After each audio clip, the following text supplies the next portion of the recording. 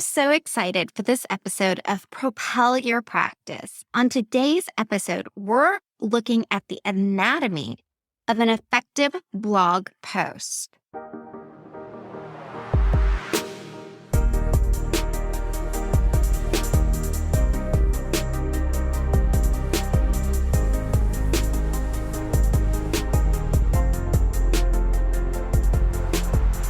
Well, hello.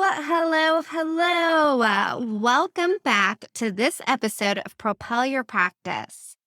On this podcast, we discuss actionable marketing strategies clinic owners can use to help them propel their practice's presence online. I'm your host, Darcy Sullivan with Propel Marketing and Design. We're currently in a series dedicated to helping you put together better blog posts. Some of the items that we're touching upon in this series and in this episode are pulled directly from one of our Ready, Set, Rank DIY SEO programs called Ready, Set, Blog. If you're interested in learning more about Ready, Set, Blog or Ready, Set, Rank, you can do so by visiting our website, propelyourcompany.com, and looking under the Programs tab, or you can simply check out the show notes for this episode. On the last episode, episode number 12, we discussed pro tips for creating better blog posts. If you haven't given that episode a listen, you might want to push pause on this episode and jump over to that episode because I will be referencing back to it during our time together today. In this episode, we're specifically going to be discussing the anatomy of an effective blog post. We're talking all about the actual physical structure and the way you should lay out a blog post. So what we're assuming here is that you've already identified your target audience and that you've already identified the SEO keyword or keyword phrase that you want to target for a specific blog post. Here, we're also assuming that you have a little bit of understanding of SEO, search engine optimization, because some of the items that we're going to be going through today overlap or are SEO related, but we don't have time in this short episode to do a deep dive into every element of SEO for blogging. That's where that Ready, Set, Blog program comes in, where we do tackle a deep dive on how to create SEO-friendly blog posts. If you look at the benchmarks of the relationship between the length of a blog post and the results that that blog post drives, you'll see that you want to write long-form content. We can't get away with just putting together 300 to 500 words like we used to be able to years and years ago. I tend to suggest to those people that are just getting started with blogging or that just don't fancy themselves as wordsmiths to try to aim for creating blog posts that are between 700 to 1,500 words. I like to say aim for 1,000 because I know if I say aim for 1,000, most people are likely to hit 700. Versus if I suggested to you to aim for 700 words, then you might fall short and hit around the 400 to 500 mark. So that's why I typically suggest we want to go and hit between the 700 and 1,500 mark.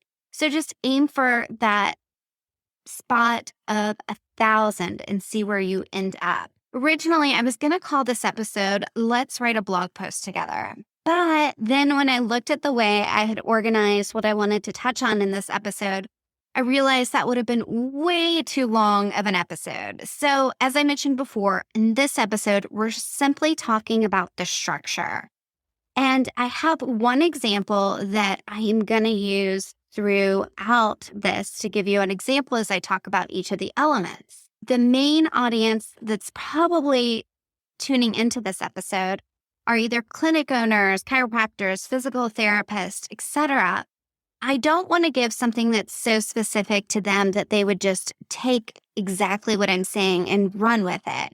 So instead, in this example, I am turning to my dear puppy for some guidance. So, in the examples that I am going to give, I am going to use the keyword phrase, house training a puppy. So, as we go through these core elements for the anatomy of an effective blog post, just keep that in mind. In the example that I gave of house training a puppy, sure, I could just call the blog post House Training a Puppy, but that's not very exciting. If I were to hit to Google and search terms related to house training a puppy, I would find more exciting articles that I would be more likely to click through and read versus something that just said house training a puppy. Here are some examples of ways that I could rename the title and still keep that keyword phrase in there.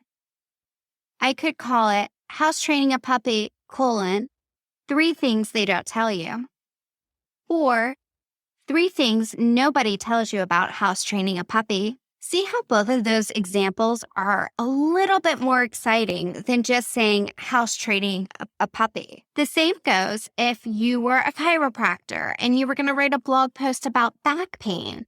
It's not as exciting to just name the blog post back pain, right? I think you get it. So here are some things that you can consider when writing a catchy headline or title for your blog post. You can keep it rational, include things like tips, tricks, or hacks. We've all seen these, right? 5 tricks to fill in the blank or blank life hacks to help you fill in the blank. You can use numbers, which is one of the things I did in the examples I gave you. You can use adjectives to make it more exciting, free, must have, useful. You want to make sure that you're targeting your keyword. You can also use trigger words like why or how. Once you have an idea of what you think would be a good title for your blog post, brainstorm it out a little bit more. It's always good to write down 2 to 10 ideas for a title and then pick the one that sounds the most interesting. Once you've got your title in place, again, the assumption is that you had listened to the previous episode where we talked about tips for writing better blog posts. One of those tips included outlining your blog post before you dive in. So if you've already outlined your blog post, these next elements are going to be easier to implement. Element number 2 in the anatomy of an effective blog post is an introduction. In the introduction, you want to make sure that you're not only using your keyword, but that you let readers know what you're going to be talking about. Have you ever heard that old saying that when you go to give a presentation, you should tell them what you're going to tell them, and then tell them what you told them? Blog posts are kind of like that. In the introduction, you want to let them know what you're going to tell them. So in the introduction paragraph, you want to make sure that you let them in on what you are going to cover in the blog post. In the example of house training a puppy, I might say something like, before I brought my new fur baby home, I had no idea about house training a puppy. In this blog post, I'm going to break down for you 3 things I wish I would have known. And then in that section, I would bullet point those. So they could be how to prepare your house before the new puppy arrives, the 4 products you'll want to have ready before your fur baby comes home, and then the 3rd bullet point, the 5 strategic steps to house training your puppy. So here in this introduction, I have told them what we're going to cover. And then I like to use a transitional phrase. So this could be, let's get started, or are you ready, or let's dive in. Or in this case, I might say something like, grab your favorite squeaky toy and let's get started. Now, we've already identified the subheaders, which are our next section that we're going to talk about. We identified these because one, we already did an outline about what the blog post was going to cover. And then we did the statement of, in this blog post, we're going to talk about. And then we had the bullet points of the 3 items that we're going to talk about. And you'll also notice that those 3 bullet points sound enticing, right? It's not prep your house, get products, house trained puppy. It's how to prep your house before the new puppy arrives. The 4 products that you'll want to have ready for your fur baby.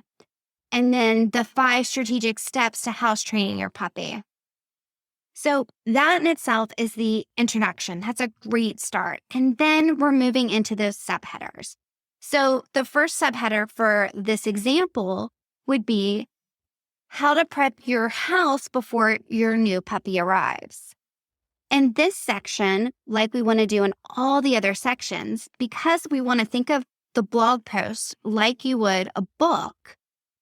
In a book, you have chapters. Just like you have chapters in a book, you want to make sure that you have subheaders and sections in a blog post.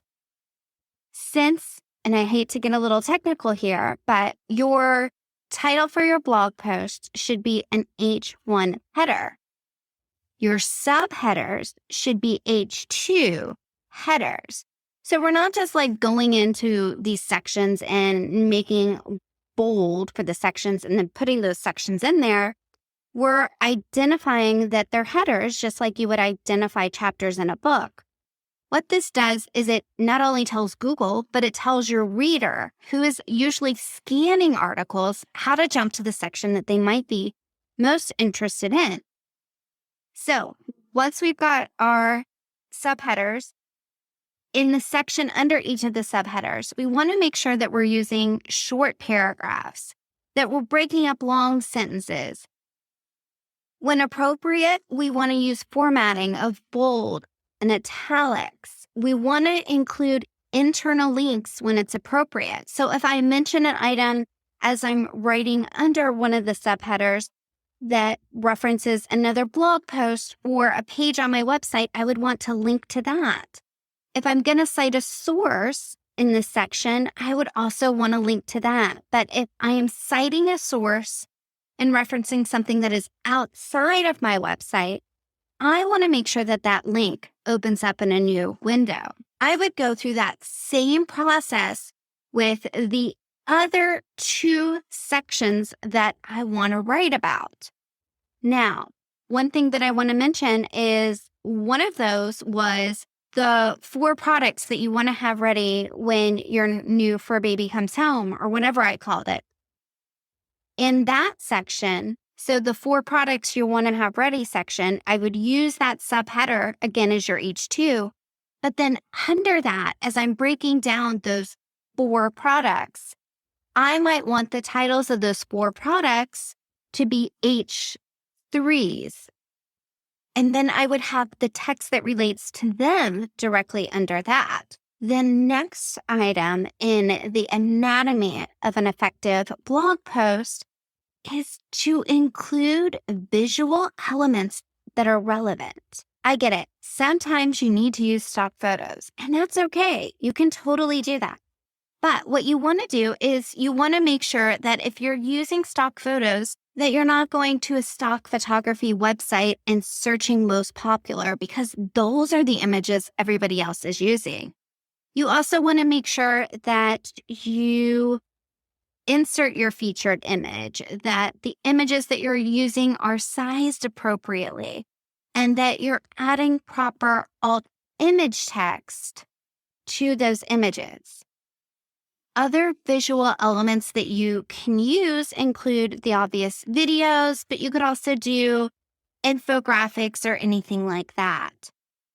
The final element to an effective blog post layout is to include a call to action, and that should be in the conclusion. So remember when I gave that example of what they used to say about when you were to give a presentation, tell them what you're going to tell them, then tell them what you told them. In that conclusion, you not only want to hone back on telling them what you told them, but you also want to make sure that you give them the next steps or the actions to take. Back to the house training a puppy example, I might set up the conclusion to say, let the puppy training begin. And then under that header tag, I would put in a couple sentences. They might be something like, with the proper preparation, if you do A, B, and C, highlighting again those bullet points that I mentioned at the beginning and that were then the subheaders throughout, bringing home a new puppy can be easier than you would think. And let's just say in this example, this blog post was sitting on a website that sold puppy products. I could then highlight, just remember, for all your puppy products needs, we're here for you. Please check out our shop, and link to the shop. Now, if you're a clinic owner and you were writing a blog post on, let's say you're a chiropractor and you're writing a blog post on back pain, you want to do a conclusion that wraps it up and ties it back, and it ties to what you offer them. So it could be, if you're suffering from back pain and live in name of area, be sure to book an appointment with us today. We would love to help, and link to the book page on your website. So let's review those elements before we wrap up. We have creating a headline that's click-worthy, including an introduction, including subheaders with information below them, using visual elements that are relevant, and then wrapping that blog post up with a pretty little bow we call the conclusion with a call to action. I hope that you're really enjoying this series on putting together better blog posts. We still have a couple more episodes left, so be sure to stay tuned. If you feel that you know anybody who would benefit from listening to this podcast, please be sure to share it with them. Before we head out, I want to invite you to join in on a free masterclass I put together on the 5 secrets to owning the first page of Google without paying for ads. You can find a link to sign up for this free masterclass in the show notes for this episode, or by visiting propelyourcompany.com/learn. During this workshop, we do a deep dive into strategies to help you improve your online presence, including your Google business profile. That's what used to be called the Google My Business listing, and what controls the Google Maps section, along with how voice SEO plays a big role in today's search, and where you should be focusing your efforts online for the biggest impact. All right. Well, that's it for today. Again, you can join the masterclass by visiting propelyourcompany.com/learn. And if you have a topic that you would like to hear on an upcoming episode of Propel Your Practice, please send it in by visiting propelyourcompany.com/podcast-topics, or looking for the link in the show notes.